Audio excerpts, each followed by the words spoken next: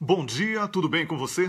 Eu sou Wellington Calazans e este é o programa Expresso da Manhã, que começa a partir de agora, o seu programa de informação, debate, interatividade, que vai ao ar de segunda a sexta, a partir da página do Cafezinho e compartilhado em diversas outras páginas. Sou muito grato a você pela companhia, sou muito grato a você por valorizar o nosso trabalho. Quero cumprimentar a Niobe Cunha, que já chegou, que amanhã vai estar aqui com a gente comentando política. Quero cumprimentar a Márcia Falcone, o Gabor Gaspar, a Natividade Sobrinho e Janaína Miranda.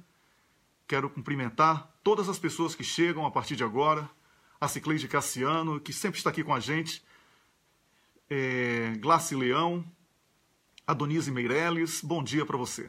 Bom dia para a Beth Garcia também. A Silhouette Madeleine, bom dia. É isso, Niobe, muito saravá, a gente está precisando mesmo. Pati Patrícia chegou também. Eu quero dizer que o Brasil... Bom dia, Camila, a nossa produtora que não dormiu desde ontem. Ana Tomazini também, muito obrigado pelo apoio que tem dado aí. Camila não tem dormido, coitada, muito trabalho. Silvana Motti, Ana Luquezzi. O Brasil ontem, eu acho que muitas pessoas dormiram pouco ou dormiram mal. O Brasil ontem recebeu uma notícia que já era uma notícia esperada, mas que quando ela chega é sempre como aquela coisa, né? Quando tem um parente que está doente, a gente espera que ele sempre se salve, não é? Ou uma pessoa querida, não precisa ser parente necessariamente. A pressa do TRF4, da injustiça brasileira, de julgar Lula e de certamente confirmar o que o grupo corrupto chamado Lava Jato, que vem de sentença, que vem de delação premiada e que serve aos interesses estrangeiros dentro do Brasil, que quer condenar Lula por causa de um triplex. Imagine, toda essa roubalheira.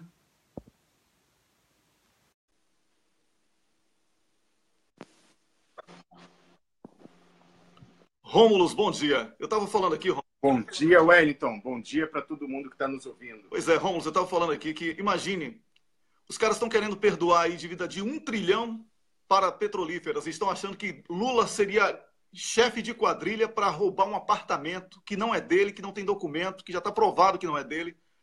Assim, a canalice está institucionalizada na justiça brasileira, na imprensa brasileira. Não dá mais para brincar. Eles, como falamos ontem aqui, tesaram a corda. Eles fizeram opção. Declararam luta de classes. Eles querem dizer que são martelo e que todos os 99,9% dos brasileiros são pregos. Eles têm o direito de bater a cabeça de cada um dos brasileiros. Quando o adversário, seja ele qual for, é ignorado, a gente chama isso na estratégia de guerra de subestimar o inimigo. O povo brasileiro nunca foi inimigo da justiça. O povo brasileiro chega ao ponto de ser ingênuo, de ainda, de certa forma, confiar nessa justiça que está aí. Mas é exatamente por essa justiça não dar nenhum sinal de que é justa, de que é imparcial e de ser liderada hoje no STF, que manda na justiça toda, por um canalha chamado Gilmar Mendes, que é porta-voz agora de Washington. Ele foi para Washington falar o que é que vai acontecer no Brasil. Ele que vai sofrer terceiro pedido de impeachment no início do mês de janeiro, porque é um juiz criminoso. É esse o cara que quer dizer que Lula não pode participar de eleição. Gilmar Mendes, o boca de sapo. Gilmar Mendes, o canalha. Gilmar Mendes, que todo mundo em Brasília e em todos os tribunais do Brasil afirma que vem de sentença. É esse o juiz que quer julgar Lula, a esperança do povo brasileiro. E é por isso que o momento é de resistência. Não vamos aqui cometer o mesmo erro de Zé Cardoso, que ficou ali com um discurso bonitinho de que iria conseguir vencer isso e aquilo, iria evitar o impeachment de Dilma, quando todo mundo que sabia que o problema não era técnico da justiça, era político dentro da justiça e da justiça dentro da política, sabia que ele não estava falando a verdade. Quantos, como eu, certamente como Rômulo, nós não tínhamos ainda uma relação de amizade nem de parceria profissional, certamente fomos criticados. Eu fui muito criticado, porque eu não acreditei nunca naquela defesa de Cardoso. Sempre achei que ele iria perder. E o resultado veio. Acredito muito no trabalho de Dr. Zanin. Acho que o trabalho do Dr. Zanin foi mais importante do ponto de vista político do que jurídico, porque ele desnudou a parcialidade da justiça brasileira, a perseguição implacável contra o maior líder político do Brasil. E é aí, nesse ponto, que temos que tratar. A justiça brasileira não existe.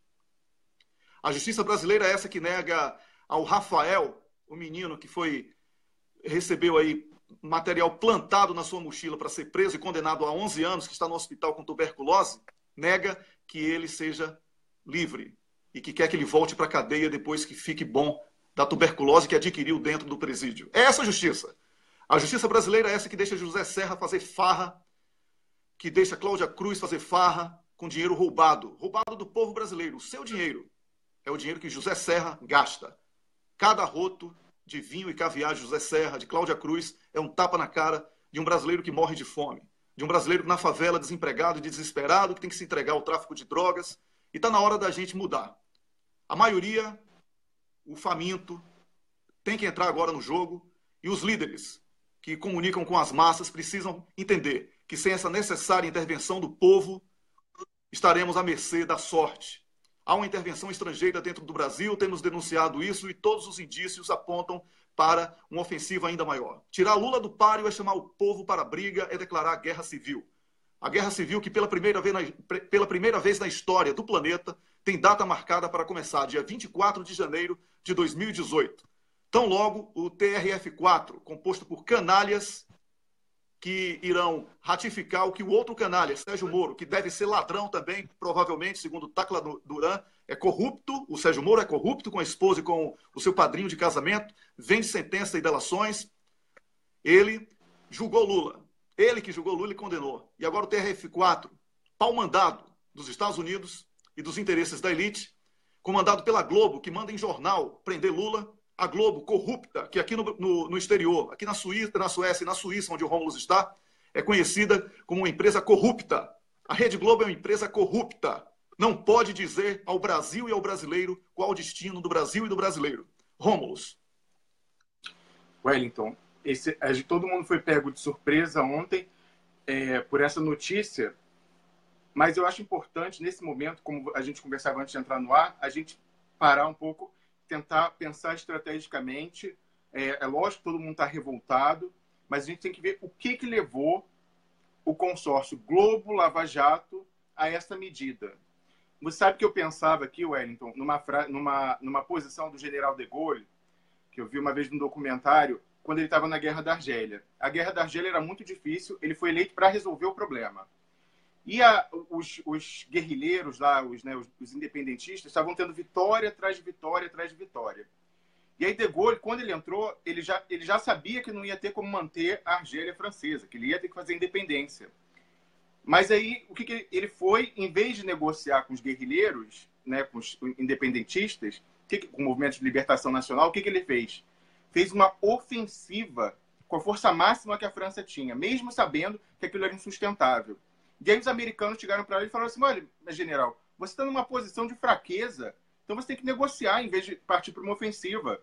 E o general de Gaulle falou: sim, eu estou numa posição de fraqueza. É justamente por isso que eu não posso negociar. Eu só posso negociar quando eu estiver numa posição de força, para conseguir o melhor acordo possível. Então, ele, sabendo que queria negociar, ele foi ao ataque, para depois sentar à mesa com o movimento de independência e falar: olha, e aí, como é que a gente faz? Repatriação, tal, faz isso, fica isso. A empresa de petróleo fica explorando, blá, blá, blá. Então, é assim, não negociar quando se está numa posição de fraqueza é capitulação, não é negociação. Negociação se faz quando as duas partes estão em posição de força. E por que eu digo isso? Porque isso vale tanto para o presidente Lula, para o que a gente está recomendando que o entorno dele e ele façam, mas também vale para entender o movimento da Globo e da Lava Jato. Porque eles estavam numa posição de fraqueza. Você vê que a Globo estava sendo atacada com a questão da corrupção da FIFA. A Lava Jato estava sendo destruída com Tacla Duran. Então, o Lula forçando em cima, eles falam, bom, se a gente partir para uma negociação agora, não é negociação, a gente vai capitular, eles vão conseguir tudo que eles querem. Então, a gente tem que tentar ir para um ataque frontal para conseguir retomar um pouco a posição de força e conseguir um melhor acordo. Então, isso também a gente tem que ver que não necessariamente eles querem levar a termo isso. Eles querem forçar o Lula, de repente, a uma negociação, como aquela história de tentar impor um vice de direita, que seria o fim, não adiantaria nada eleger o Lula com um vice de direita. A gente tem que entender, por que eles insistem tanto em eleger um vice de direita? Vice que não tem nenhuma função administrativa no constitucionalismo brasileiro. O vice está lá só para ficar como alternativa no caso de tirar o presidente. Então, um vice de direita, isso não é composição. Composição são outras coisas, política econômica e tal. Agora, vice não. Vice tem que ser uma pessoa da absoluta confiança do Lula e tem que ser uma pessoa mais radical do que o Lula para garantir que ele não vai ter, que ele vai ter liberdade para articular e não vai ficar sempre com aquela faca no pescoço de o vice de direita articulando com outros poderes para derrubar ele, como o Temer fez com a Dilma. Então, Wellington, eu leio assim, a Globo estava nas cordas com a questão da corrupção da FIFA, que tomou, é coisa mundial, a Globo não teve como esconder, está na justiça americana, e a Lava Jato com a questão do Tacla Duran. Então, eles dois estavam muito acuados e resolveram ir para o ataque para tentar conseguir um acordo melhor. Você concorda com isso, Wellington? Eu concordo plenamente. Eu concordo que é da parte deles uma demonstração também de medo. A força de Lula nas ruas. Eles não esperavam que Lula fosse recebido no Rio de Janeiro da forma que foi. No Nordeste, tudo bem, porque o Nordeste já é Lula. Eu me arrisco a dizer que o Nordeste vai atingir 80% dos votos para Lula em todos os estados, o Norte e o Nordeste. Eu arrisco dizer isso, porque essa pesquisa fajuta aí, Datafolha e Ibope, a gente já sabe que faz parte do processo da fraude eleitoral para dar a eles uma margem da corrupção dentro das urnas de eleger um parlamento capaz de inviabilizar quem quer que seja o vencedor. Então, essas pesquisas que dizem que Lula tem menos de 40% são ridículas demais. Tanto o desespero deles está aí, patenteado, antecipando o julgamento, querendo tirar Lula do páreo. A questão aqui, Rômulus, a questão aqui é a seguinte. Nós vamos ter que ser moderadores de uma revolta popular. Temos que ter, sim, essa sabedoria que você invocou. Mas que esses loucos que estão aí dizendo que vão tirar Lula do páreo aguentem as consequências dos seus próprios atos. A história conta que povo revoltado é cruel. A pior vingança é de povo revoltado. Não adianta alguém escrever na timeline aí que o povo brasileiro é quieto, é cordeirinho, é não sei o quê. Não, não existe. Não existe isso. O povo brasileiro é ordeiro. Apostou nas eleições. Agora que nós aqui, e não quero trazer a bandeira para a gente, porque isso é uma coisa antiga, como mostramos aqui. Nós provamos que a urna eleitoral é instrumento de fraude e que Gilmar Mendes está contribuindo para a fraude eleitoral. Era o trunfo deles, era fingir que estava tudo normal e roubar nas urnas. Como isso agora está escancarado e vai entrar no debate, eles ficaram sem alternativa. É por isso que a pluralidade da comunicação social é indispensável, porque esse tema de violação das urnas, de quebra do sigilo do voto, tudo isso que foi denunciado por profissionais aqui, a gente conversou aqui na segunda-feira e hoje, no Cafeína, nós vamos conversar outra vez sobre esse assunto com Pedro Rezende, professor de ciências da computação da Universidade de Brasília. Existem equipes fantásticas de cientistas que provam a fraude eleitoral, sobretudo na transmissão do voto. Consultei um PhD aqui da Universidade de Tecnologia aqui da Suécia, Real de Tecnologia, o Pedro Gomes, que elaborou, inclusive, as perguntas para mim, porque eu reconheço que é um tema delicado e técnico e preciso recorrer a profissionais, e vemos ali nas perguntas que já existe a comprovação de que o Pedro Rezende falou sequer pode ser questionado. E que são graves, como o próprio Pedro Gomes colocou nas perguntas. Então, não estamos aqui de brincadeira. Fraude eleitoral faz parte do processo. O entretenimento da Lava Jato falhou porque eles não contavam com Tacla Duran denunciando-os como corruptos. A Globo não contava que perderia o seu poder de máquina de propaganda. Gilmar Mendes não contava que a minuta do seu discurso fosse vazada para mim e para Rômulus. Não contava. Está em Washington desesperado, porque ele sabe que tem o rabo preso e que tem telhado de vidro. Então, o momento não é... Eu passo aqui na timeline, Rômulus, e vejo algumas coisas que me deixam realmente preocupados. Deputados do PT emitindo notas falando o óbvio, que a justiça está acelerando para condenar Lula. Olha, isso não é notícia, isso todo mundo já sabe, já sabia.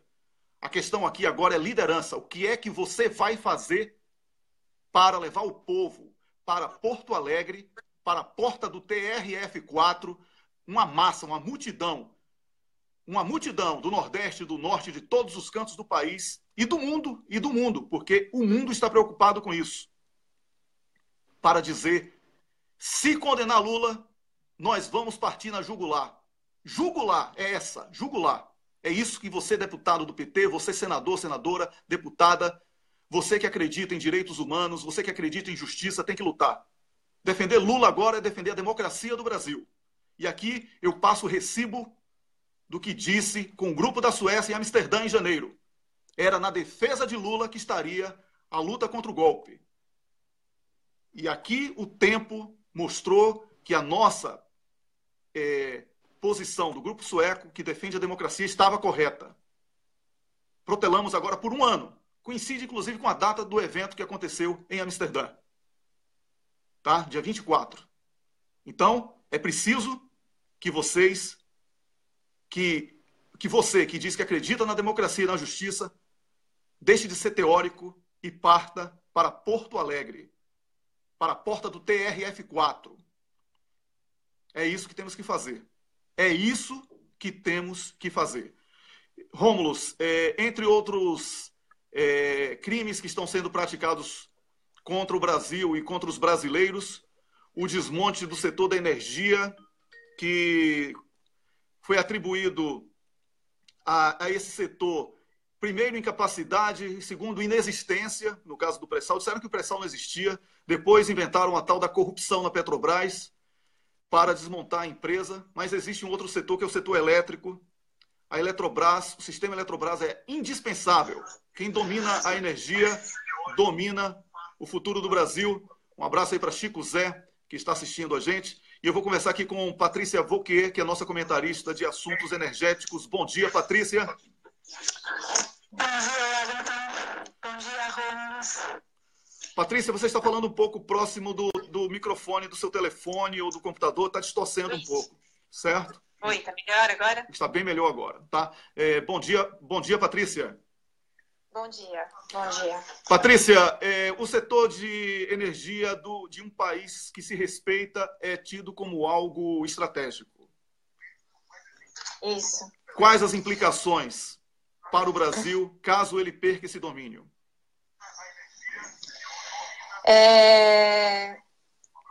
Eu vou comentar Bom, tem um textinho que eu Patrícia, separei. Patrícia, é preciso que você peça para alguém que está com o Facebook aí ligado, que desligue ou tire o som, porque está dando retorno com um delay de 10 segundos. Eu achei que não ia dar, mas bom. É isso. Tá dando, ok. Tá bom, tirei o som. Tá melhor? Sim, perfeito agora, por favor.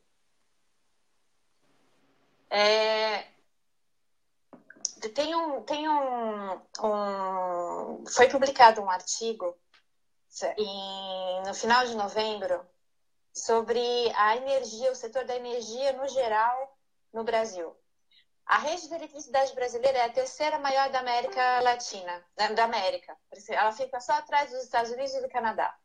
70% da energia vem das hidrelétricas. E E essa energia, ela fornece 50% dessa energia vai para a indústria, 25% para a residência e 25% para o público. O que a gente pode concluir disso? Que a gente está com um parque industrial interessante. A gente está com um parque industrial que está se desenvolvendo. A tendência disso, comparado aos países desenvolvidos, é aumentar. A gente teria que aumentar esse consumo de energia para as indústrias. Porque é isso que a gente tem que pensar num país do futuro, a gente tem que pensar no país que vai se desenvolver, que vai desenvolver a sua indústria, que vai desenvolver a sua infraestrutura, e a gente precisa da energia. O que acontece com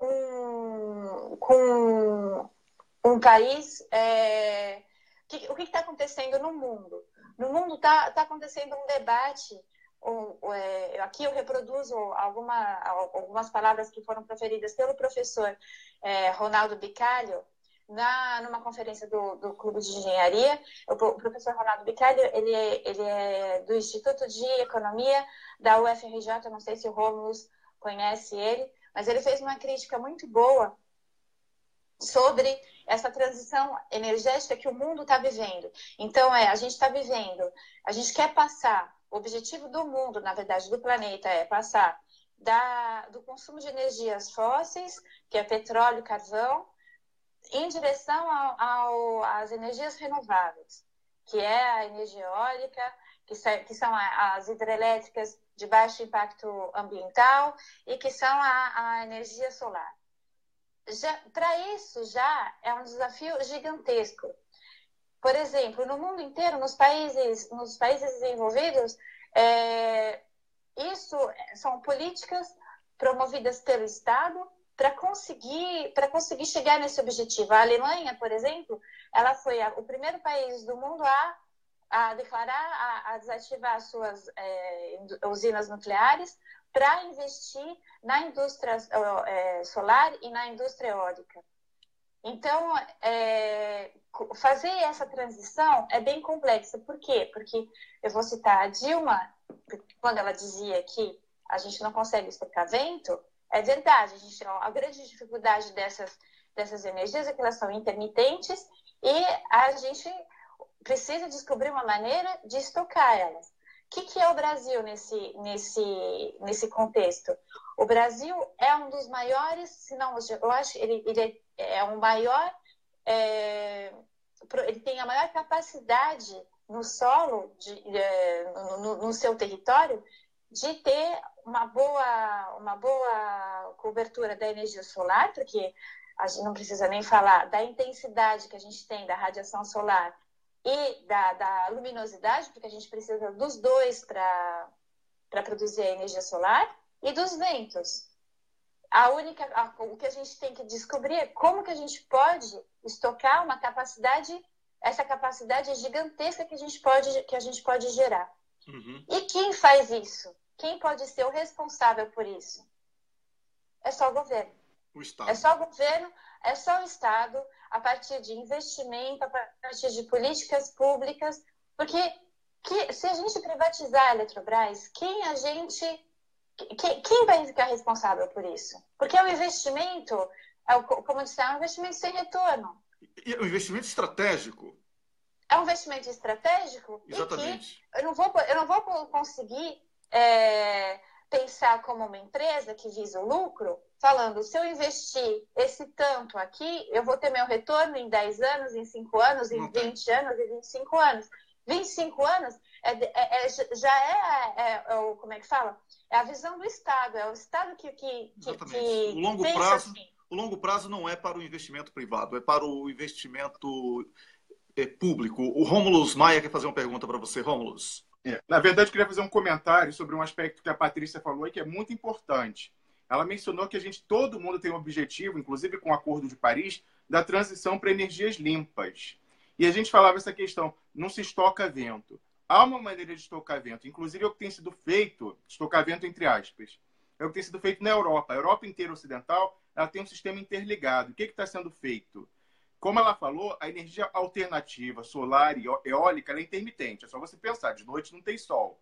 muita gente consome energia de noite. Vento, idem. Então, nos momentos de pico de consumo, não tem como você dar vazão com aquilo. Então, como que você fazer para estocar esse potencial de energia? É você integrar a energia alternativa, eólica e solar, ela é complementar à hidrelétrica, ela não é substituta, não pode substituir. Então, o que acontece? No momento em que você estiver gerando volts com essas energias solar e eólica, você deixa de dar vazão na represa, usar o reservatório, e aí depois, com isso você economiza. Isso é estocar vento. Você deixar de usar o reservatório é estocar o vento, porque você está usando o vento ali e está estocando aquele potencial hidrelétrico para usar na hora que não vai ter vento e sol. Então, não tem como. É uma burrice. Não, uma burrice não. É uma destruição você vender independentemente o parque hidrelétrico, porque você não pode, como governo, se aquilo for privado, falar, não, agora você não vai produzir, porque agora quem vai produzir é outro concessionário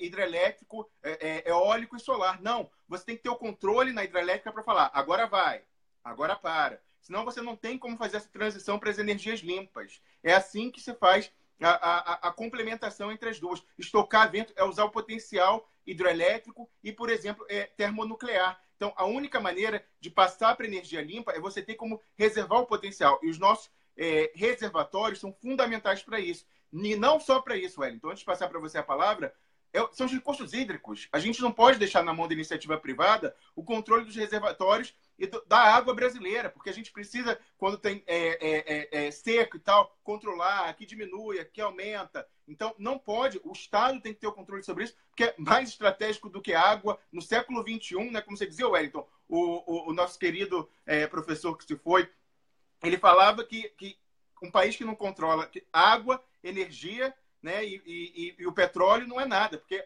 o petróleo do século XXI é a água. Fala, Wellington. Pois é, olha, a Patrícia sabe que o Brasil hoje está vivendo um momento, o Brasil acordou ou não dormiu, né, com essa tentativa de tirar Lula do páreo eleitoral. Então, Patrícia, você também pediu para quem te ligasse mais cedo, acabou não dando tão certo assim, e eu já tenho outro convidado para chamar. Eu quero dizer a você que eu quero anunciar já para a próxima semana o seu tema, tá? Você falou aí sobre energias renováveis e eu quero deixar claro que o petróleo não vai ser descartado nos próximos 50 anos, porque o petróleo não é só combustível automóvel, como muitas pessoas vendem na televisão. O petróleo é a produção de tudo. Tudo que você consome tem petróleo. Todas as peças, o seu chiclete tem petróleo. Tá? Tudo tem petróleo. Então, não vamos também cair na poesia de que o petróleo vai ser substituído por peido de mosquito, não é? Porque não vai. Então, Patrícia, desculpe eu ser apressado, você sabe que hoje realmente o tema tem que ser Lula, a defesa de Lula, mas esse seu assunto é importantíssimo, porque o desmonte da energia faz parte da invasão norte-americana e da União Europeia com o mercado financeiro e fundos de pensão. Só Wellington, desculpa, junto com essa parte do Estado, tem a parte de hidrelétrica e tem o acidente de Mariana. Não é qualquer um que aceita o risco das barragens. O acidente de Mariana está aí para provar. Exatamente. O impacto ambiental, as empresas privadas nunca assumiram, sempre se escondem nesses momentos. E até hoje, o pessoal que sofreu com Mariana não recebeu indenização e esse governo corrupto, essa justiça canalha, está querendo proteger as empresas que destruíram vidas e o meio ambiente. Muito obrigado, Patrícia, por hoje. E a gente se encontra aqui na próxima semana, a última semana do programa, tá bom? A última semana do programa? Esse ano, a última semana do programa esse ano. Claro, Natal, o Papai Noel vai chegar aqui e tal. Como é que eu vou ficar fazendo programa com o Papai Noel na sala, né? Tá bom? Então, um grande abraço para você, até a próxima semana. Abraço, até a próxima semana. Tudo de bom, tchau, tchau. Eu conversei aqui com Patrícia Volquet, que é a nossa comentarista de assuntos energéticos e construção civil, né? Engenharia pesada. Aqui no programa Expresso da Manhã, eu vou falar agora com o cientista bioestatístico do Instituto Karolinska aqui da Suécia e também da UERJ, está no Rio de Janeiro, que vai falar sobre um outro assunto que está movimentando a vida do brasileiro, que é o preço do gás. O preço do gás praticamente R$100 em alguns lugares, dada a dificuldade de chegar em determinados pontos mais longínquos. O gás de cozinha está sendo substituído por combustíveis fósseis em alguns casos aí, tem gente usando óleo, gasolina, álcool, inclusive muitos acidentes acontecendo, outras pessoas queimando papelão e madeira para poder fazer cozinha. A Rede Globo canalha, para variar, disse que é uma nova forma do brasileiro resgatar a forma tradicional de cozinhar, queimando lenha. Mentira. Pois é, vamos fazer um grande churrasco na Globo, né? Queimar a Rede Globo toda, tá bom? Um churrascão da Globo, não é, né? Eu vou falar aqui agora com o Antônio Ponce de Leon. Ponce, bom dia. Alô, Antônio Ponce. Bom dia, Wellington. Bom dia, Romulo. Bom dia a todo mundo que está ouvindo o Expresso da Manhã. Antônio Ponce, que além de ser cientista aqui do Karolinska da UERJ, é também comentarista e colunista aqui do blog O Cafezinho. Fez uma palestra muito boa aí a semana passada, acompanhei depois, não pude acompanhar em tempo real, Ponce, mas gostei muito do vídeo. Ponce, você falou há um ano numa entrevista comigo que o impacto do preço do gás de cozinha é muito mais do que no bolso. Vai diretamente nos acidentes que causam mortes e queimaduras terríveis e também no pulmão das pessoas, por causa da queima de combustíveis. Você pode falar um pouco sobre isso e com base em que você afirma isso? Com certeza. Olha só, parece que eu estou com uma conexão um pouco ruim aqui. Vamos ver como vai ser, tá? Você está me ouvindo bem? Muito. Sua voz está parecendo a de Cid Moreira lendo Salmo. Como é que é? Sua voz está parecendo a de Cid Moreira lendo Salmos. Está muito bonita. Ok, é a voz da manhã. Quando acordo tem a voz assim. Pois é. Então, olha só, eu preparei aqui um pequeno resumo de algumas estatísticas importantes sobre essa questão, né? Então, eu estou chamando isso aqui de queima de carvão e lenho em ambiente domiciliar como fator de risco à saúde. Uhum. Então, eu vou começar com algumas estatísticas da Organização Mundial de Saúde, da OMS. Tá? Então, um relatório da OMS recente afirma que mais de 4 milhões de pessoas morrem ao ano e essas mortes são atribuídas a esse fator de risco. Né? Essas mortes principalmente ocorrem na Ásia, onde se pratica muito ainda a cozinha com lenha e carvão. Para você ter uma ideia, ainda de acordo com a OMS, cerca de 3 bilhões de pessoas estão expostas a esse fator de risco no mundo, quer dizer, quase a metade da população mundial. E a maior parte das mortes prematuras devido à pneumonia, por exemplo, de crianças até 5 anos, são causadas por esse tipo de fator de risco. Então, a gente está falando aqui de crianças pequenas que são expostas a isso diariamente em algumas partes do mundo, até porque são as mulheres que fazem os alimentos na maior parte dos domicílios e as mulheres com crianças pequenas tendem a ter as crianças próximas a elas enquanto estão cozinhando. Uhum. Se você quiser perguntar alguma coisa durante o que eu estou falando, por favor, tá? Está ótima a sua exposição, Ponce, por favor. Alô, Wellington? Eu falei que está ótima a sua exposição. Então,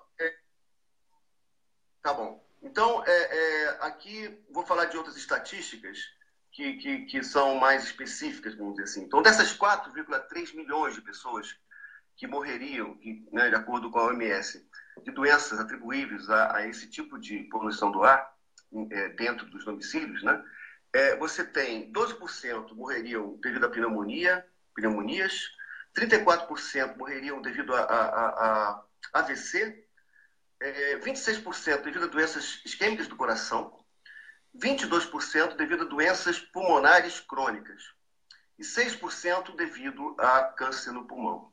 Então, muito já se sabe sobre esse fator de risco no mundo, porque há muito tempo se pratica, né, e se estuda os efeitos da cocção devido à queima de lenha e carvão. Bom, então, pensando nessas estatísticas somente, eu acabei de ver agora, que eu não tinha visto ainda, a reportagem do Jornal Nacional, né, que saiu outro dia. Quer dizer, uma grande bobagem, né, uma reportagem tendenciosa e anticientífica. Quer dizer, presta um desserviço à população, incentivando a queima de lenha em carvão como forma de cocção no país, prática ainda existente, porém até recentemente em queda plena no Brasil. Então, a gente tem estatísticas, eu vou falar daqui a pouco, sobre vamos dizer, a dimensão do problema no país. Né? Quantos domicílios ainda usam lenha e carvão como forma de, quer dizer, a queima de lenha e carvão como forma de cozimento de alimentos. Então, além disso, a gente pode dizer que tem outros impactos, né? Impactos até na questão ambiental, né? Como você falou na sua chamada sobre esse tema. Se você tiver mais pessoas, né, usando lenha e carvão, você evidentemente vai causar um impacto nas florestas em torno dos domicílios onde essas pessoas vivem. Bom, o assunto aqui em algumas questões. Por exemplo, no Brasil, de acordo com uma pesquisa nacional, chamada Pesquisa Nacional de Saúde, de 2013, cerca de 1,15% dos domicílios usavam carvão como combustível. Tá? Isso em 2013. E 89% usavam gás de botijão, o gás que está aumentando agora o tempo todo. No Maranhão, por exemplo, o Maranhão é o estado que é o que mais usa carvão como combustível para a cocção. Cerca de 20% dos domicílios no Maranhão ainda se utiliza essa forma de cozimento de alimentos. No Piauí, isso vai para 10%. Isso carvão, tá? Se a gente muda para lenha, então aí cerca de 4,5% dos domicílios no Brasil ainda utilizam queima de lenha para cozinhar alimentos. E 89% gás de botijão, né? Aquilo que a gente tinha falado antes. No Rio Grande do Sul, é o estado que mais se usa lenha, 10%. Dos domicílios. Ponce, na Bahia, 9,7%. Antônio Ponce, desculpa interromper você. É porque você falando assim em percentual, 4,5%, aí as pessoas falam, um número baixo, mas a gente não tem que olhar, no caso do Brasil, no percentual, porque 4,5% de uma população de 206 milhões de pessoas, isso representa não é, mais de 10 milhões de pessoas. São quase 5 milhões de pessoas, isso. Não, mais, né? Se são 4,5%. Sim, quase 10 milhões. Mais de 10%. 10 milhões de pessoas. Mais de 10 milhões de É. pessoas expostas. Então é uma coisa muito grave isso. 10 milhões de pessoas expostas. Isso é um país, isso é uma Suécia. A população da Suécia é 11 milhões. Né? Então, continue, Ponce. Exatamente. Então, para a gente ter uma noção, ou seja, vamos pensar assim, que no Rio Grande do Sul, por exemplo, 1 a cada 10 domicílios, né, eles usam também a lenha. Na Bahia também, e em Minas Gerais, 9%. Então, é muito próximo a isso. Então, a gente pensa, quem mora em grandes cidades, né, nas capitais, não vê esse tipo de questão em sua volta. Né? Você não vê ninguém usando lenha para cozinhar no dia a dia. Né? Você tem pessoas que eventualmente fazem esse uso até como uma forma de variar, vamos dizer assim, a forma de cozinhar. Mas em alguns domicílios isso é prática diária, né? Não só uma vez por dia, 2, 3 vezes por dia. E essas pessoas estão expostas, então, a níveis altíssimos de poluição do ar. Né? Tem algumas estimativas de quanto que o equivalente a quantos cigarros seria você ficar 1 hora exposto, né, num quarto, na cozinha, né, num ambiente fechado, com a fumaça da cocção. É um absurdo, é um número enorme, que hoje poderia o número de cigarros fumados. Tá? Pois é, o Ponce... eu não tenho esse dado agora exatamente. Ponce, é o seguinte, nós estamos já chegando ao nosso tempo aqui, porque você sabe que o tema do Brasil hoje é o TRF4. Eu sei. Tentando tirar Lula do páreo nesse casamento da justiça com a mídia a serviço dos Estados Unidos da América, da União Europeia e do mercado financeiro. Então, Ponce, eu sou muito grato a você pela exposição e eu peço a você, se for possível, que esses dados, que eu tenho certeza que você tem eles aí anotados, ou você organize para publicar um texto aqui no Cafezinho ainda hoje, ou envie para o meu e-mail, que na descrição do programa eu já apresento os dados, claro, que fornecidos por você, vou citar, claro, você como fonte, como colunista do blog também, e por ter elevado em muito aqui o nível dessa discussão, que é importantíssima, que é o preço do gás de cozinha. Qualquer país sério vai subsidiar o gás para que a população tenha acesso ao básico. No Brasil, o caminho é o inverso. O Brasil regredindo há 200 anos nesse sentido. Não é isso, Ponce? O Rômulo quer fazer uma pergunta. O Rômulo quer falar. Só um breve comentário sobre isso que você acabou de Pode dizer. falar. No governo Lula, Sim. no governo Lula, o que a gente tinha era, como você disse, um governo subsidia, era o Vale Gás. O pessoal, a gente estimulava a mudança desses métodos de cocção tradicional, que são ruins, como o Ponce dizia, para a saúde, mas também para o ambiente, porque além da deflorestação, tem o aumento das emissões dos gases estufa. Então, a gente tem metas a cumprir aí no Acordo de Paris, que a gente vai piorar em função disso. Então, o papel do governo é subsidiar, como você dizia, com Vale Gás. E agora não só o governo acabou com o Vale Gás, como está aumentando, ele está fazendo o contrário de subsidiar, ele está estimulando a saída do gás. Isso é um crime ambiental e um crime humano, como o Ponce está falando. Pois é. Antônio Ponce, para concluir. Isso, só para encerrar, só para concluir o que eu ia dizer no finalzinho da minha fala, é que, na verdade, é um tiro no pé. Uma vez que você... Alô? Sim, eu estou ouvindo bem, por favor. Alô? Está ouvindo bem? Uma vez que você aumenta Bem, agora cortou mesmo. Eu vou voltar a ligar para ele poder conseguir recuperar aí a conexão com o Ponce rapidinho. Daqui a pouquinho a gente vai voltar ao assunto TRF4, o assunto que está realmente movimentando o Brasil.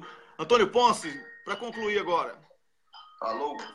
Pode falar para concluir. A conexão está ruim. Sim, mais doenças vão ter, e aí você por um lado, né, você está dando lucro para a Petrobras e para as distribuidoras de gás, mas, por outro lado, você tá aumentando a carga de doença da população brasileira. Então, lá na frente, esse lucro, né, que é temporário, ele vai se tornar um prejuízo. Então, o custo-benefício do aumento do gás de botijão é ridículo. Então, concordo plenamente com o Rômulo que deve ser feita alguma coisa no sentido de facilitar a vida das pessoas que dependem, né,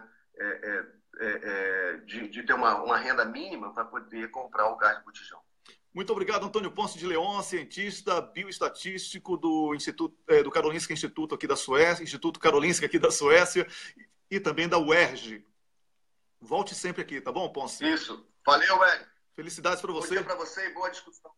Opa, obrigado. Continue. Aqui. Ok, um grande abraço. Pode comentar aí que a gente lê, sempre que der, tá bom? São muitos comentários. Um grande abraço. Valeu, tchau, tchau. Eu conversei aqui com o Antônio Ponce de Leon. Obrigado, Ponce. Obrigado você por entender que o programa tem uma pauta fixa, né? Que nós também temos que cumprir, porque são assuntos relevantes. Falamos aqui de energia e falamos aqui sobre saúde pública, o impacto dessa política econômica perversa na saúde pública. Foi sobre isso que falamos. Então, tem muita gente aí um pouco até desrespeitosa na forma como colocou comentário, de porque tem que falar do golpe, tem que essa coisa, tem que falar de tudo. Porque se a gente ficar focado apenas na pauta deles, a gente deixa de pensar o Brasil. E é isso que eles querem, que a gente não pense no pré-sal nesse momento, que a gente não pense na energia elétrica, na Eletrobras, na Petrobras, não é? Porque eles querem vender enquanto a gente está pensando só em Lula. A gente tem que pensar em Lula e tem que pensar no Brasil. Primeiro tem que pensar até no Brasil. Então, vamos voltar agora a falar sobre Lula. Rômulus, a sentença anunciada de Moro, que rendeu um livro fantástico, onde reúne crônicas muito bem feitas por juristas, foi o projeto liderado pela Carol Proner, e agora o TRF4, ninguém espera nada diferente que não seja a ratificação da sacanagem. Né? Porque para essa justiça aí, a gente não fica usando termos jurídicos. Você é advogado, você pode usar. Eu não. Também não. Tá? Eu sou comunicador. É uma sacanagem. Essa justiça que está aí é uma vergonha. Uma justiça que tem Moro querendo condenar Lula por causa de triplex, enquanto em uma sentença de Tacla Duran eles pediram 5 milhões, a Tacla Duran, por fora, o DD, não é? É isso aí que é essa justiça. Gilmar Mendes em Washington, o porta-voz do entreguismo. O boca de sapo. Que logo no início de janeiro vai receber outro pedido de impeachment. Você que é senador, por favor, leve a sério o professor Marcelo Neves, que tem aí o 3º pedido de impeachment de Gilmar Mendes. Tá bom? Precisamos tirar Gilmar Mendes do STF. Precisamos impedir Gilmar Mendes de abrir a boca como juiz. Ele vai para a política. Ele quer impedir Lula e Bolsonaro de fazerem campanha. Mas ele pode fazer campanha todos os dias. Esse canalha, que liga para senador combinando com Aécio Neves voto. É um agente político. Canalha. Gilmar Mendes é canalha. Entreguista.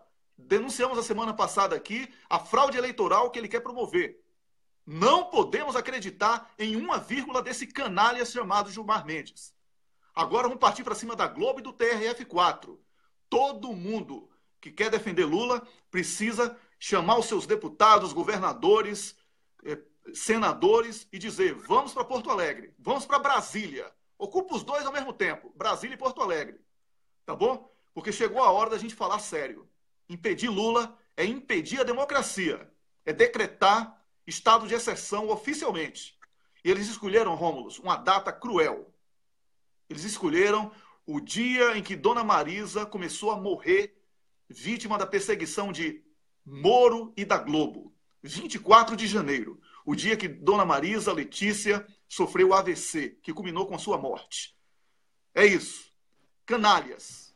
Canalhas que merecem o repúdio de qualquer um de nós. Precisamos ser vigilantes. Precisamos melar a festa de Natal. Aquele tio coxinha, que agora vai ficar Lula na cadeia, joga o vinho. É o estilo Cátia Abreu. Tem que prevalecer na festa de Natal. Porque temos que levar esse debate a sério. Não vai ter férias de janeiro porque ninguém tem dinheiro. Nada de gastar dinheiro à toa. Vamos defender a democracia. Vamos todo mundo para Brasília e Porto Alegre. Essa é a minha recomendação. Agora tem que ter deputado e senador chamando. Eu daqui, eu dou ideia. Tá? Com base em experiências e em cientistas que nós conversamos, eu e Rômulo, com base no que estamos vendo aqui, quem vê de fora vê muito mais tranquilamente, eu não estou contaminado pelo ambiente interno. Então eu posso dizer, eles estão acuados. Essa tentativa de mostrar força é desespero. Então nada de recuar. O momento é de partir para a ofensiva. Porque eles sabem que referendo revogatório para a reconstrução nacional é derrota deles decretada por antecipação. Rômulo. Wellington, esse ponto que você está falando é fundamental. A gente já discutiu no início e volta a falar agora. Esse ato deles, aparente ato de força, é um ato de desespero. É um ato realmente de que eles estão vendo, estão cercados. Como a gente dizia, a Globo, na questão da FIFA, sobre a qual ela não tem controle, porque é uma investigação internacional e que estourou a bolha, todo mundo está falando sobre isso. E, ao mesmo tempo, eles já tiveram, inclusive, que admitir, primeiro, eles não tinha corrupção, aí depois tinha, mas eles eram vítimas. Enfim, eles estão acuados com isso. E, fora isso, a Lava Jato também com Tacla Duran. Então, como você disse, é a hora de ir para cima, porque negociar quando está numa posição de fraqueza, como dizia o general de Gaulle, é capitular. A gente quer negociar lá na frente de uma posição de força, para conseguir o melhor acordo para o povo brasileiro e para a soberania nacional. Então, a gente tem que ver isso com muita calma, pensar que, como você falou, é hora de politizar. Não a defesa técnica, a gente aqui já expressou várias vezes a nossa admiração pelo advogado Cristiano Zanin, ela é fundamental, porque é ela que vai dar as bases para depois, lá em Brasília, a gente conseguir, com pressão política, rever juridicamente a decisão que todo mundo já sabe que é a que vai sair do TRF4. Uma coisa não exclui a outra. A defesa técnica e a pressão política, elas são complementares, porque uma vai dar a base, a justificativa, a aparência para o que vai ser, no fundo, uma decisão política. Ninguém acredita mais no Brasil, só uma pessoa muito desinformada, em decisão técnica no STJ e STF. Ali é política na veia. Você vê a pressão da véspera de um lado e de outro, os interesses. Então, a gente vai precisar da defesa técnica para lá em cima dar o argumento para as pessoas que vão ser pressionadas a permitir que o presidente Lula participe e que a democracia e a eleição não seja fraudada, porque eleição sem Lula é fraude. Mas vamos também ver isso. É importante a politização. A gente vê as pessoas que defendem a defesa técnica muitas vezes com medo disso, falando assim, não, falando para os seus clientes. A gente conversa, né, Wellington, com pessoas, os advogados orientam, não se pronuncie. Quem é investigado e processado na Lava Jato, falam para a pessoa, para o réu, não se pronuncie, não dê entrevista falando isso, não politize, deixa a temperatura mais baixa, porque a gente não vai conseguir.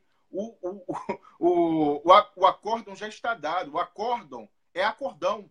O acórdão que vai sair do TRF é o acordão do Jucá com o Supremo com tudo. É isso que vai sair. Por melhor que seja, se a gente chamasse os melhores juristas do mundo para escrever pareceres ia ser a mesma decisão, ali já está dado. O técnico é o que importa menos ali. A decisão é política e eles fazem uma conta de chegada, né, da condenação e vão tentando encher com argumentos fajutos. Então, a gente sabe que não vai adiantar. A hora é de politizar a disputa sem desprezar o lado técnico. Então, deixa o trabalho técnico lá para o Zanin, mas eu quero ouvir, Wellington, o presidente Lula falando de Tacla Duran. Eu quero ele falando do Tacla Duran, eu quero ele falando da corrupção da Globo, não mais uma frase solta. Ele tem que denunciar a Lava Jato como a fraude que ela é, com venda de sentença, com corrupção corrupção ali da panelinha de Curitiba. A gente tem que fazer a politização. Você falou, eles estão fazendo esse contra-ataque de desespero, postando na hora da gente ir para cima mesmo e pisar na cabeça, entrar na jugular. Então, é a hora de ir para cima, politização. Vamos falar não vamos esquecer Tacla Duran, vamos falar porque o Tacla Duran que desmoraliza o que está acontecendo lá. Isso não deixa de ser uma resposta ao Tacla Duran. Então, a gente tem que ir para cima, continuar, e eu quero ver presidente Lula, deputados, todo mundo denunciando o processo como farsa e como politização. Deixa a defesa técnica lá e vamos fazer pressão em Brasília, em Porto Alegre, na opinião pública, tomando as ruas, indo lá, fazendo um Ocupa Porto Alegre, antecipando a caravana do presidente Lula. A próxima era no Sul, pois que ele já faça agora, porque eles estão contando com a desmobilização de festa de fim de ano. Não, a gente já vai armar agora, solta o calendário, vamos planejar para ele fazer uma grande caravana pelo Sul e concluir em Porto Alegre na véspera. Ontem eu falei, vou repetir aqui, Wellington, que uma pessoa que trabalhou mais de 10 anos lá no TRF4 me falou que tem um parque enorme na frente que o pessoal pode acampar. Então, e a gente tem que dizer assim, lá em Porto Alegre a prefeitura é tucana.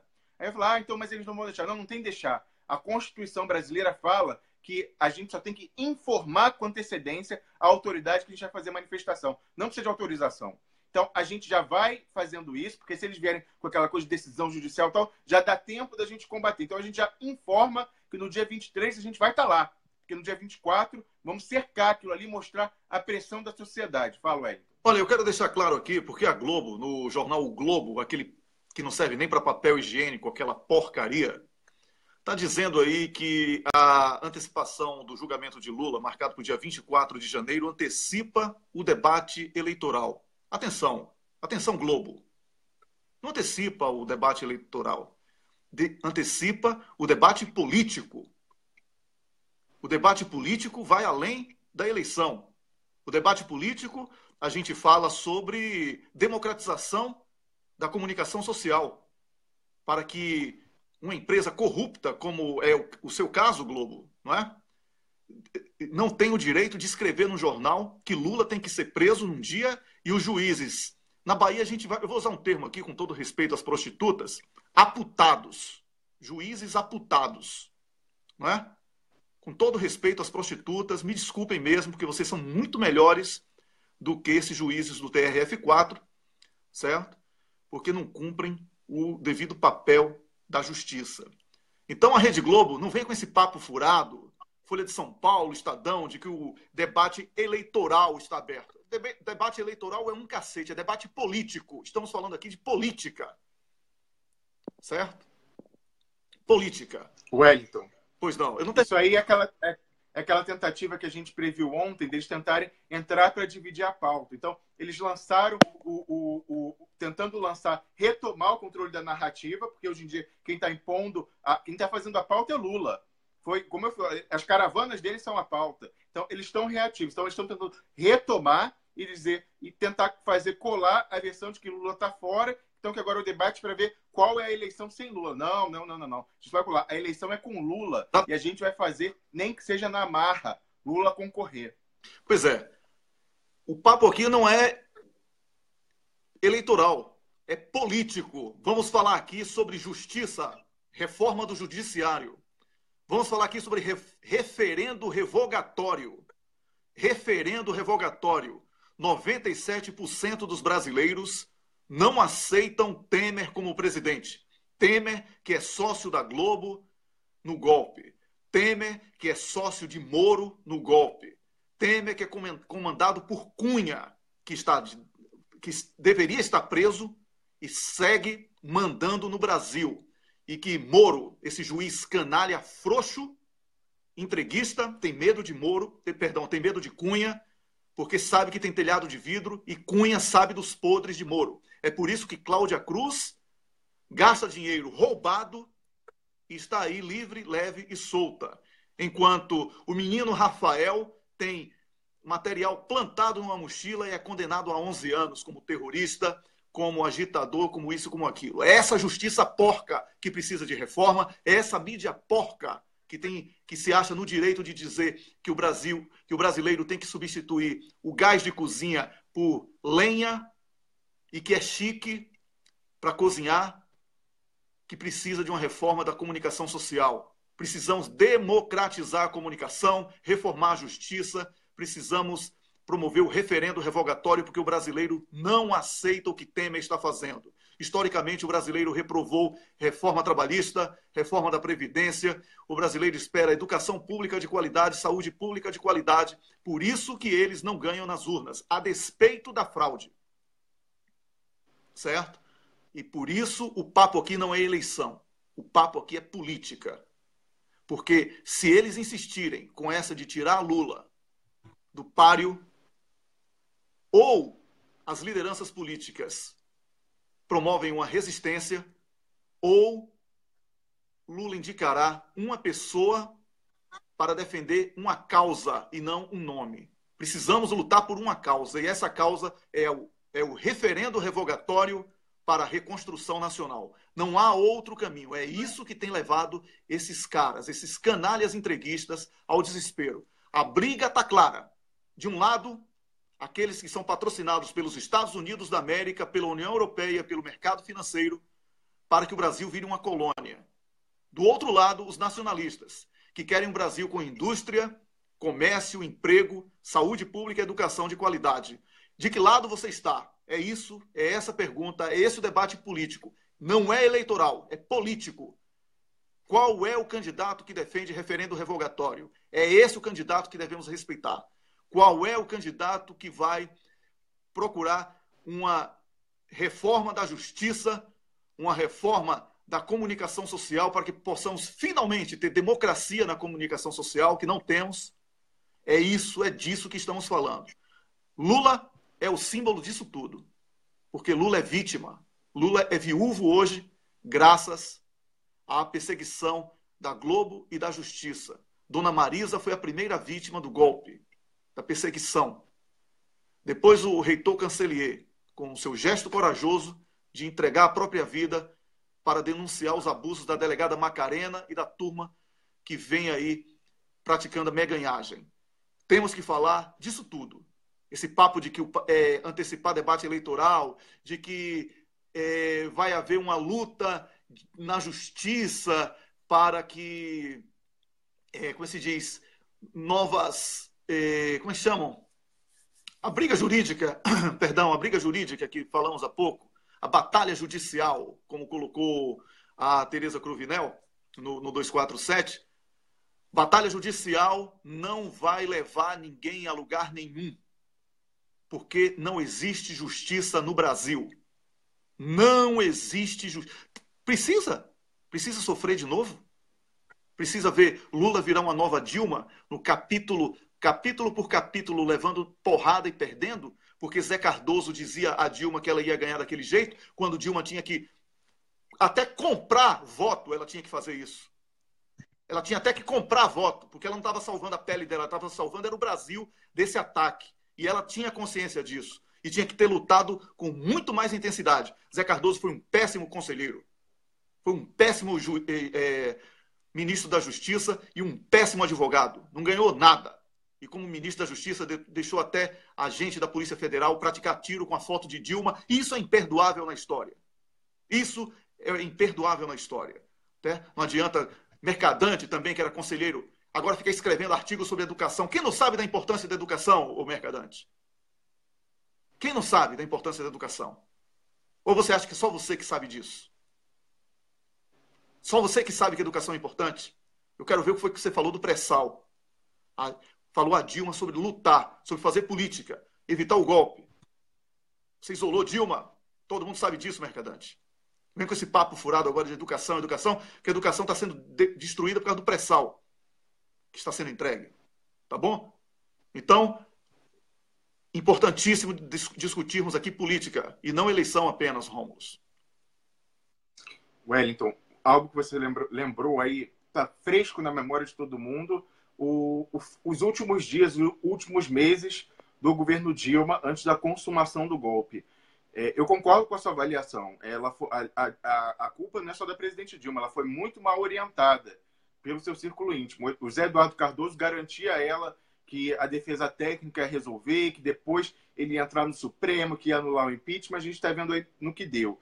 E isso levou a presidente Dilma a ter uma postura na sua saída tranquila demais. Por exemplo, eu dizia que, até do ponto de vista histórico, para gerar um trauma mesmo, um trauma institucional, que depois a gente poderia usar para a educação das futuras gerações, ela deveria ter se recusado a sair do Palácio do Planalto, do Palácio da Alvorada. Ela tinha que ter aberto os portões, entrado no movimento social e falando, quero ver me tirar. E se eles viessem tirar com as Forças Armadas, a gente ia ter essas imagens para sempre na história do Brasil. Assim como hoje o Chile tem para sempre as histórias da Força Aérea Chilena bombardeando o Palácio La Moneda e o presidente Allende lá até o final ficando e resistindo e não se entregando, a gente teria essas imagens para sempre, da resistência até o fim. E ela foi orientada a não fazer isso, porque não radicaliza, que depois a gente resolve, a gente conversa e vai para o Supremo. Não. Então, da mesma forma, eu falo assim, para 2017 e 2018, o melhor, o mais efetivo do ponto de vista estratégico é agora o presidente Lula ir para cima. E, como eu disse, cercar e mostrar, fazer a pressão política e radicalizar. Então, eu quero ver ele falando de Tacla Duran, de fraude, disso tudo, e politizar, porque isso é que vai dar a força para a defesa técnica prosperar em Brasília. Mas mesmo que ele fosse ser mal sucedido nisso, pensando na obrigação, no tempo histórico, é isso que é a nossa obrigação. É deixar, mesmo na hipótese, que eu não acredito nisso, mas mesmo na hipótese de eles vencerem no final e o golpe vencer, a gente tem a obrigação com as próximas gerações de deixar o trauma maior possível para encarecer qualquer tentativa de golpe no futuro. Então, a gente não teve as imagens da presidente Dilma lá acorrentada no Palácio do Planalto e sendo retirada à força para mostrar a violência daquele golpe, que era das instituições funcionando, mostrar que aquilo que aquilo era uma farsa. Faltou isso, pois agora não pode faltar mais. Fala, Wellington. Exatamente. Temos que usar estratégias diversas para denunciar esses absurdos da justiça. Eu quero dizer aqui, o Chico Zé está falando uma coisa muito importante. Chico, eu peço desculpas por não ter lido antes o seu comentário, essa informação muito importante, porque eu, com esse novo sistema aqui, dividindo a tela com Rômulo, eu sou bastante prejudicado na leitura dos comentários, tá? E esses comentários chegam com muito atraso para mim. Mas a Camila fez um print aqui para mim. Chico Zé pede para informar. Wellington, Pedro Parente esteve ontem na Bacia de Campos para comemorar os 40 anos de produção da Petrobras na região. Sabe o que aconteceu? Montaram um grande palanque para o discurso do entreguista. O Sindipetro-NF, que é o Sindicato dos Petroleiros no Norte Fluminense, não permitiu a fala do entreguista. Mandou o recado em outro som, impedindo a fala do traidor da soberania nacional. Temos que praticar esse tipo de escracho em todos os lugares onde eles passarem. É isso. Chico, muito obrigado. É isso. Temos que tirar a paz dos golpistas. Temos que tirar a paz dos golpistas. Eles estão tirando a vida de pessoas. Eles estão matando pessoas. Eles estão praticando abuso de autoridade. Eles estão querendo punir o maior líder da política da América Latina, que é Luiz Inácio Lula da Silva, para dizer ao povo que o povo não é nada. Então o povo tem que mostrar que é tudo e que esses concurseiros de merda não podem servir aos interesses norte-americanos, da União Europeia, do mercado financeiro, através dos microfones da Globo, sustentados por polícias e forças armadas que são pagas com impostos desse povo que eles mesmos estão destruindo, massacrando. A hora de reagir. A Islândia é o exemplo que eu cito. O povo islandês, aqui ao lado, estava sofrendo, isso aconteceu em 2007, tá? Estava sofrendo. O povo islandês trabalhava para pagar imposto para banco. O povo islandês foi às ruas, destituiu o governo. em um estádio de futebol, colocou representantes de diversos segmentos da sociedade. Esses representantes de diversos segmentos da sociedade rasgaram a Constituição vigente, escreveram uma nova Constituição e, como primeiro ato, decretaram moratória dos bancos. O Brasil precisa dessa ação. O Brasil precisa desse remédio. O Brasil precisa romper relações com os Estados Unidos da América, com a União Europeia. O Brasil precisa investir nos BRICS. O sacrifício do povo brasileiro tem que ser o de reconstrução e o não de destruição. O Brasil tem riquezas e essas riquezas precisam ser usadas pelos brasileiros. Se eles radicalizaram, roubando o Brasil, destruindo o Brasil para entregar o nosso petróleo, a nossa riqueza, para matar o povo brasileiro dentro do seu próprio solo, esse povo tem que reagir. Você que é líder político, líder sindical, líder de o que quer que seja, você não tem outro caminho. Ou você é nacionalista ou você é entreguista. Então temos aí o BRICS. Mais de 1/3 da população do planeta, mais de 1/3 dos consumidores do planeta. A nova moeda referência será o ouro. O Brasil é rico em ouro. Podemos ser uma potência mundial. Então, colar nos BRICS é a solução do Brasil. Eles querem fazer o Brasil colônia. Então vamos transformá-los em inimigos, porque não podemos ser colônias, não podemos ser escravos. Rômulus. Wellington, você fala de BRICS, isso lembra para a gente a dimensão internacional da luta. A gente tem que ver que essa articulação não é só no Brasil. Na semana passada, a gente teve lá aquele juiz palhaço argentino que decretou a prisão da Cristina Kirchner. Nós aqui já falamos, eu escrevi em artigo 6 meses atrás, fiz questão de falar com lideranças do PT, que eles tinham que articular um movimento internacional com todas as lideranças que são vítimas de lawfare na América Latina, para mostrar que esse modus operandi, ou como diz o nosso leitor, morus operandi, é a tática utilizada em toda a região pelo Império para antagonizar e inviabilizar eleitoralmente e legalmente lideranças populares e comprometidas com a soberania. Então, mais do que nunca, eu vou renovar o meu convite aqui, mais do que nunca é urgente a gente fazer um ato reunindo Lula, Dilma, Cristina Kirchner, Correia, Evo Morales, Lugo e todas as outras pessoas. Tem muitas pessoas de países europeus da esquerda, chamar Jean-Luc Mélenchon, que é o líder da oposição na França, chamar José Sócrates de Portugal, chamar lideranças, nem que seja, até o Podemos da Espanha, chamar todo mundo que apoia, que reconhece isso, esse caráter persecutório da justiça brasileira, para dar uma dimensão internacional. E a gente falava aqui, Cristina Kirchner, na semana passada, ela deu uma lição ao PT como reagir ao lawfare. Então, eu também quero ver hoje, se possível, o mais cedo possível, o presidente Lula convocando uma coletiva com veículos nacionais e internacionais, e todo mundo, e blogosfera, para falar disso. Assim como ela fez, a Cristina Kirchner mostrou como é que se faz. Eu quero ver o PT, as lideranças do presidente Lula fazendo a mesma coisa. E nessa coletiva eu quero ver o presidente Lula falando de Tacla Duran. Eu quero ver ele falando de corrupção da Globo. Eu quero ver ele falando de democratização da mídia. Eu quero ver ele botando eles nas cordas, porque isso foi um contra-ataque desesperado. Então, ele tem que seguir o exemplo da Cristina Kirchner e fazer isso. Deixa a defesa técnica para o Cristiano Zanin. O presidente Lula tem que dar o tom político. Fala, Wellington. Olha, eu quero fazer uma pequena correção aqui. Obrigado, Carlos Krebs, que é colaborador aqui da equipe do programa Expresso da Manhã. Fazer uma pequena correção. Eu falei 2007, mas foi 2009 que a bolha na Islândia estourou, né? Mas a construção do problema foi a partir de 2007.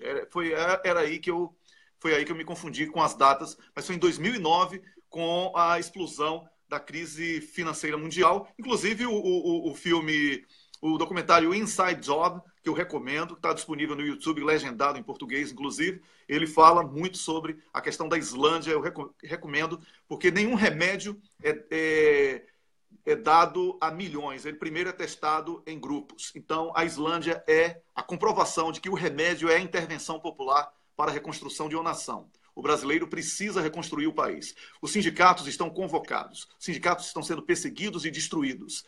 O jurista que acredita em democracia está vendo a justiça ser representada por canalhas, juízes porcos, com todo respeito aos porcos. Uma imprensa corrupta que está querendo ditar as regras. Uma polícia federal que parece hoje uma milícia federal, não é? Praticando abuso de autoridade de toda a ordem. Nós temos aí as instituições falidas, mas temos pessoas boas na polícia, na imprensa, na justiça, e são essas pessoas que precisam reagir. A defesa de Lula não é a defesa de um nome, é a defesa de um projeto, é a defesa do futuro do Brasil. É por isso que eu, como nacionalista que sou, convoco você que é nacionalista a entrar nessa luta imediatamente. É importante. Essa sugestão do Rômulo, fantástica. Vamos convidar a Cristina Kirchner, vamos convidar todas as lideranças da América Latina e do mundo para no dia 24, para que no dia 24 todos estejam no Rio Grande do Sul. Todos, o mundo todo tem que estar ali para saber o que esses canalhas do TRF4 irão fazer. Temos que parar o boca de sapo, Gilmar Mendes, que está como porta-voz dos Estados Unidos agora. Foi para Washington para entregar. Combinar fraude com a OEA, como se nós fôssemos aceitar isso. Denunciamos a semana passada. E ele está fazendo exatamente o que falamos aqui. Tá bom? Precisamos lutar em defesa de Lula. Temos que apoiar o professor Marcelo Neves com um novo pedido de impeachment de Gilmar Mendes. Temos que partir na jugular dos canalhas. Eles estão acuados e estão tentando jogar todas as armas que possuem. E eles não podem usar o Estado para demolir o povo. É o povo que quer Lula. Como disse o Rômulo ontem, como disse também o Miguel, e eu acabei concordando e reafirmando a posição de vocês, o povo não quer substituto de Lula. O povo quer Lula. E é Lula que será o candidato. E Lula quer referendo revogatório. E Lula quer democratização da comunicação social. E é nisso que nós vamos nos ater. Referendo revogatório para a reconstrução nacional. É disso que o Brasil precisa. O Brasil não pode ser colônia. O povo brasileiro não pode ser escravo. Temos que reagir. Gilmar Mendes ganha mais de 200 mil só de salário. Sem falar que ele é dono de universidade, dá palestra e não declara quanto. Moro, a mesma coisa. São ladrões, marajás. Ladrões do povo. Furam teto salarial. São criminosos. Enquanto o povo morre à míngua e a Globo diz que é bom cozinhar com carvão e lenha, porque não pode comprar gás. Entendeu? É disso que estamos falando. Não é de eleição, é de política. Política, Rômulo. Política na veia, Rômulo. Muito bem, Wellington. A gente tem reforçado aqui ao longo do programa o caráter de reação da Globo com esse desespero. Isso fica evidente, Wellington. Eu falava aqui no início que a Globo está se isolando cada vez mais. Aliás, eu recomendo que todo mundo que está nos vendo que assista o programa que nós três fizemos ontem no calor da divulgação dessa notícia, porque lá a gente elaborou com mais detalhe, mais tempo, a questão de o que estrategicamente poderia estar por trás dessa contraofensiva da Globo. Mas um dos aspectos eu vou lembrar aqui, que é a questão do isolamento da Globo. Mais e mais pessoas da economia, pessoas do PIB, mesmo da finança, já aceitam o Lula como o candidato do centro. Porque o Lula não é radical, ele vai chegar e vai tentar, mais uma vez, fazer a conciliação. Ele é um negociador nato. Por mais que ele veja que as condições não são as mesmas de 2002, então que os termos do acordo vão ter necessariamente que ser diferentes, ele não ia chegar e estatizar o sistema financeiro e fazer, entendeu, bolivarianismo. Não, o Lula não é isso. A gente não tem como vender ele como radical, porque a gente já teve ele como presidente por 8 anos. Então, isso é ridículo, essa tentativa de fazer isso. Mas mesmo, então, como a gente via que os empresários já admitiam Lula como a melhor opção, até mesmo para eles é a melhor opção, vendo o que está dado aí, Lula seria a melhor opção, a Globo ficou cada vez mais isolada, porque a Globo é a última que bate o pé e fala Lula não, de jeito nenhum, porque a Globo tem medo de uma eventual vingança do Lula por tudo que ele fez a sua família sofrer, inclusive vitimando fatalmente Dona Marisa, como você lembrou, vai fazer 1 ano, inclusive, disso. Então, a Globo tem medo disso e ela por esse caráter pessoal de temer que os seus interesses sejam contrariados quando o Lula chegar lá, eles são os últimos a recusar. Então, eles usaram os seus prepostos na justiça para fazer essa contraofensiva. Isso fica claro, esse isolamento, quando a gente vê que até o PSDB já admitia isso. Então a gente vê aquela história do Fernando Henrique dizer que o Lula não deveria ser preso, mas também o Alckmin, na semana passada, que falou que o Lula tinha que ser derrotado nas urnas, lá na convenção do PSDB. Então, nem o PSDB a Globo conseguia segurar mais. Então, eles, com desespero, chamaram os seus capangas na justiça para tentar criar um fato político e tirar essa dinâmica que já estava consolidada. Os apoios já estavam desaguando para o Lula. Todas aí a gente vê a debandada do golpe, até mesmo manifestada na não aprovação da reforma da Previdência. A gente está vendo isso, lideranças importantes como Renan Calheiros e outras lideranças que, em um determinado momento, votaram no golpe, agora está todo mundo desaguando para Lula, porque sabe que ele é a perspectiva de poder. O que atrai apoios em política ou é o poder ou a perspectiva de poder. Então, o Lula, como tinha a perspectiva mais certa possível, estava todo mundo desaguando. Então, a Globo entrou para dividir na pauta, para tentar conter essa dinâmica de desaguadouro de apoios em Lula. Então, é importante ver isso como um isolamento da Globo e é importante que a gente vá para cima. Não se intimide com isso. Está na hora de ir para cima, porque a gente está na posição de força. Eles estão tentando, como eu falei, lá naquele paralelo da Guerra da Argélia, estão tentando fazer uma contraofensiva para conseguir um apoio melhor. O Merval Pereira, Wellington, na semana passada, ele que é a voz dos irmãos Marinho, ele já dizia, será muito difícil inabilitar o presidente Lula, porque vai caber recursos e tal. Então, aí, vendo isso, essa perspectiva de que ele ia concorrer e que estava angariando apoios, eles viram, não vai dar, senão a gente vai ser imprensado na parede, vai ter que fazer muita concessão no acordo. Então, a gente tem que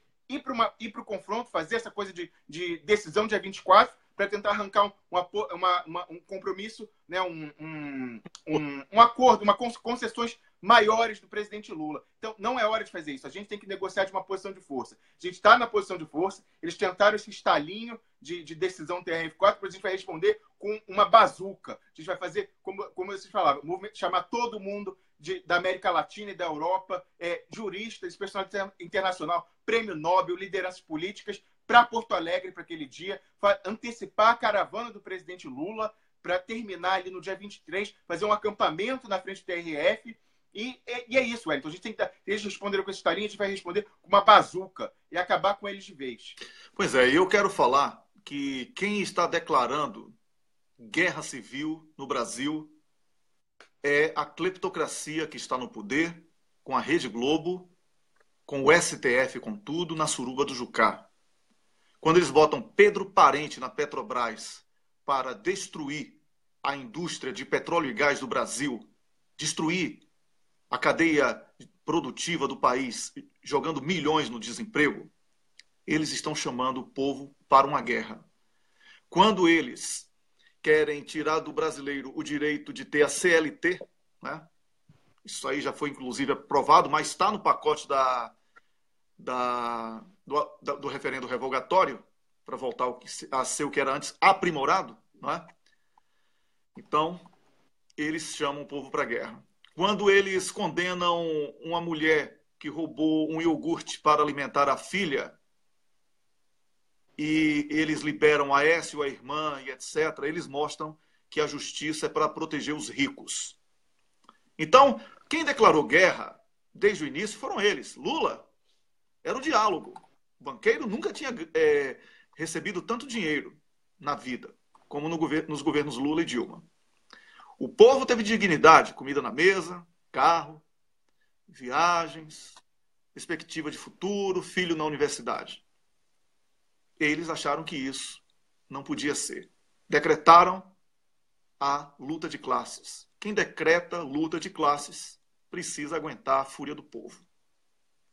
Agora, quem comanda o povo precisa conduzir o povo para o caminho certo, para que essa necessária intervenção popular que foi provocada por eles, seja uma intervenção para a reconstrução do Brasil. É disso que estamos falando, é isso que estamos pregando aqui. Eles decretaram guerra civil com data marcada, dia 24 de janeiro. Vamos mostrar nossa força. Vamos mostrar que o povo brasileiro foi às urnas e escolheu não apenas nomes, mas um projeto de país, que não é esse que está em curso. Esse projeto em curso não ganha nada. Vai ser sempre derrotado porque não coincide com os interesses do povo brasileiro. E o poder emana do povo, e por ele deve ser exercido. Primeiro artigo da Constituição, se não me engano, não é isso, Rômulo? De cabeça eu não sei, mas eu acho que está no preâmbulo da Constituição, salvo engano. Então, o poder é do povo, e o povo tem que exercer esse poder. Togados, concurseiros, filhinhos de papai, herdeiros de roubo, herdeiros do sacrifício do brasileiro, como no caso dos irmãos Marinho. O velho Marinho que morreu e que o diabo o carregue para sempre, se é que existe diabo, ele ficou rico, fez essa fortuna que esses 3 canalhas hoje gozam com sangue de pessoas, com suor de pessoas, com sacrifício de brasileiros. Precisamos promover essa reparação interna, a reconstrução do país em todos os seus níveis. Eles chamaram para a briga e eles estão nas cordas, como colocou aqui o Rômulo. Não podemos, olha a tática, eu não sou religioso não, mas a tática de São Jorge, não é? Quando o dragão estava pisoteado no pescoço pelo cavalo, ele lançou a espada, para não deixar nenhuma dúvida de que o dragão morreria. A Globo e a cleptocracia no poder, e todos esses que apoiam o golpe estão nas cordas, porque Lula é forte. Lula demonstra um crescimento impressionante. A Globo chamou Lula para a briga e perdeu. Agora ela tenta terceirizar o contra-ataque através de uma justiça composta por 3, 4 canalhas lá do TRF4. Que quando Juca Bala e o Nesser abrirem as bocas, eles vão saber quem eles são diante do povo. Do mesmo jeito que Moro foi desmoralizado por Tacla Duran e toda a quadrilha da Lava Jato, Juca Bala e Nesser irão desmoralizar não só os caras do TRF4, mas barões da mídia e outros. Certo? E eles sabem disso. E essas denúncias que nós fazemos não são irresponsáveis. Eu falei que o Gilmar Mendes ia para Washington. Antecipei a agenda dele aqui para vocês. Tem muita gente boa. Muita gente boa lutando com a gente. E é por isso que nós já vencemos. Agora, ceder jamais. Não podemos ceder. A hora de impor o referendo revogatório para a reconstrução nacional é agora. Porque o Brasil não pode ser colônia. O brasileiro não pode ser escravo. Rômulo, para concluir agora o programa. Wellington, para concluir, eu só posso reforçar o meu apelo. Eu quero ver hoje, ou o mais cedo possível, uma coletiva convocada pelo presidente Lula, com todos os seus apoios políticos, transpartidários. Então, quero ver lá Requião, quero ver PCdoB, quero ver o PSOL. Quem é quem? O PSOL defende que o Lula não possa concorrer? Isso é democracia? Então, vamos ver. Eu quero ver todo mundo que defende o direito de Lula de concorrer, então, mesmo que não apoie ele na presidencial, mas que defende seu direito de concorrer, quero ver todo mundo ali atrás do presidente Lula nessa coletiva internacional, chamando veículos de imprensa internacional, blogosfera, imprensa tradicional. Ele não tem medo, não. Bota a Globo na primeira fila, o repórter da Globo, para responder. E eu quero ver ele falando, politizando. Deixa o trabalho técnico lá para o Cristiano Zanin. E eu quero ver ele falando de Tacla Duran, de corrupção da Globo, de consórcio, tudo. Do juiz Sérgio Moro dando senha e login dele na Justiça Federal para o filho da Miriam Leitão vazar ilegalmente conversa dele com a presidente Dilma. Quero que ele explore isso, que ele fale dessa relação da Globo e dos seus prepostos, seus meganhos no judiciário. Quero ver ele dando tom. Quem vai dar o tom, Wellington, é o presidente Lula. Ele é a nossa liderança, mas é como você falou, todo mundo, os deputados, todo mundo, eu quero ver chamando o povo. E quero que o presidente Lula dê a sua agenda de antecipando a sua caravana lá para Porto Alegre e fazendo esse encontro internacional, trazendo todos os apoios que ele tem, pessoas que também são perseguidas, para Porto Alegre. Cocô do dia, Wellington, como não poderia deixar de ser, é a Globo que está acuada e tenta criar um fato político para entrar para dividir a pauta que pertencia a quem estava dando, era o presidente Lula. Maravilha, Rômulo. Olha, já que você escolheu a Globo, que também seria a minha escolha, para não ficar só a Globo, porque o pacote é amplo, vamos fazer o seguinte. Vamos colocar aqui vermes aqui dentro do cocô. Vou colocar, eu digo um, você vai dizendo outro. E o público pode escrever aí quem são os vermes, tá bom? Eu vou colocar Gilmar Mendes aqui como o primeiro verme dentro do cocô, e você? Sérgio Mores, o Coloto. Sérgio Mores, o Coloto aqui dentro do cocô. Pode escrever. O Chico Zé certamente quer o Pedro Parente aqui como verme do cocô, certo? Quem mais? Rosângela Moro, pessoal lá do TRF4, todo mundo tá com o rabo preso. Pois é. Então, pois é. Pediram aqui a Globo e TRF4, já estão. TRF4, o cocô do dia para o Leandro Rodrigues. Então, vamos lá. Cocô do dia. Vamos chamar então de os entreguistas, né? Porque pegar Lula... É o que reúne todos eles. É o que reúne. O que reúne todos eles, o entreguismo. Os entreguistas aqui do Cocô do Dia. O que é que eu fazia no banheiro que eu me sinto feliz?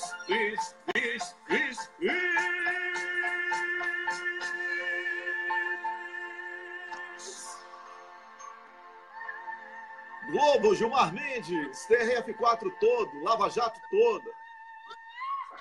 Vocês todos. Cocô do Dia. Vocês assistiram ao programa Expresso da Manhã, aqui do blog O Cafezinho, transmitido em diversas páginas. Sou grato a cada página que compartilhou. Sou grato a você que compartilhou, que curtiu as páginas. A luta é nacionalistas versus entreguistas, como está colocando aqui a Ana Tomazini, concordo. Nós vamos vencer, eles estão acuados, esse desespero é parte de uma estratégia de tentar ter algum poder de barganha numa negociação que não é mais possível. Quem rompeu a corda foram eles.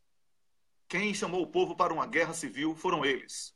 Eles que aguentem, e os líderes políticos do campo progressista, nacionalista, por favor, comecem a trabalhar hoje. Denunciem ao mundo esses abusos. Convoquem